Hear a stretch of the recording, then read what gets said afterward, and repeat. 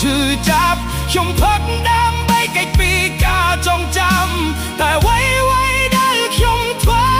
មិនអាចភ្លេចអូនបានឡើយខ្ញុំមិនបានស្រវឹងស្រាតែខ្ញុំស្រវឹងព្រោះអូនស្រវឹងនឹងអនុស្សាវរីយ៍ដែលមិនអាចភ្លេចខ្ញុំមិនបានស្រវឹងស្រាតែខ្ញុំស្រវឹងព្រោះអូនស្រវឹងនឹងស្នេហ៍ដែលមិនអាចត្រឡប់គេគិតថាព្រោះតែស្រាតែធ្វើឲ្យខ្ញុំភ្លេចខ្លួនតែតាមពិតក្នុងចិត្តខ្ញុំ